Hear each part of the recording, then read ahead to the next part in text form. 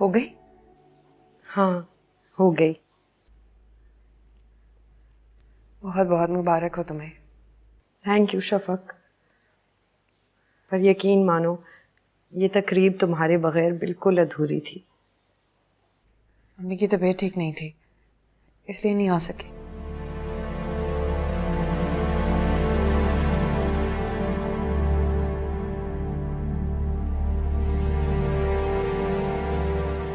चुप क्यों हो गई तहरीन?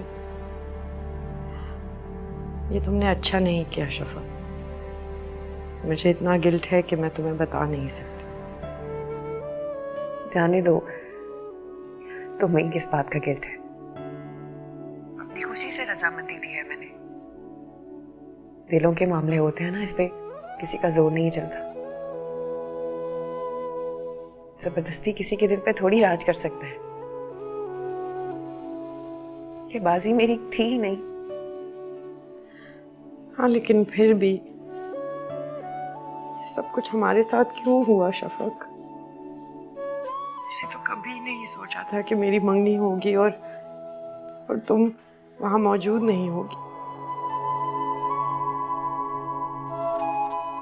अम्मी आवाज देंगे हैं शायद, मैं बाद में कॉल करूंगी। हाँ, इश्क ही दर्द, इश्क दवा है, इश्क ही बैरी, इश्क वफा है, इश्क ही बैरी, इश्क वफा है, इश्क कलंदर शाह,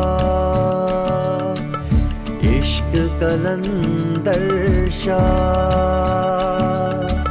भिटाई भिटाई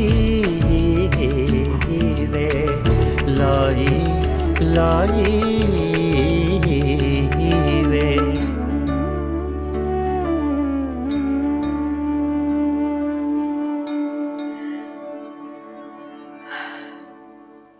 जीती रहो बेटा, जीती रहो। मेरे ख्याल से चाचा जान,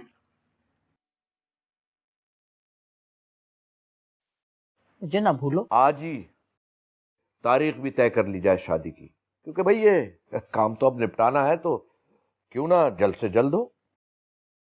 ठीक है, और वैसे भी अगले महीने से तहरीन के एग्जाम्स भी शुरू होने वाले हैं। बिल्कुल ठीक कह रहे हैं आप। मैं समझता हूँ कि इम्तिहान पहले हो जाने दीजिए, उसके बाद हम लोग बैठ के आपस में कोई तारीख तय कर लेंगे। और फिर घर की बात है, लेकिन आप लोग तैयारी शुरू कर दीजिए। बात तो मुनासिब लगती है। वैसे भी 2 महीने काफ़ी होंगे तैयारी के लिए, और जहाँ तक तारीख का ताल्लुक है वो बाद में बैठ के तय कर लेंगे। पापा 2 महीने ज्यादा नहीं होते, जब तैयारी करने पे आओ यही कम लगने लगते हैं। भाई जो भी कहो, फौरन करना है सब कुछ। हम ज्यादा वक्त नहीं देंगे और हम अपनी बहू ले जाएंगे। क्यों नहीं मामू, आप फिक्र नहीं करें, सब अच्छा होगा इंशाल्लाह। लेकिन जैसे मैंने कहा कि घर की बात है, तकल्लुफात में क्या पड़ना। दुल्हे मियाँ, आप भी तो कुछ कहिए। मैं क्या कहूँ, जो आप लोगों को मुनासिब लगे। नहीं नहीं, अभी बता दें, बाद में शिकवा मत कीजिएगा कि पूछा नहीं गया। दुल्हन से पूछ के आता हूँ।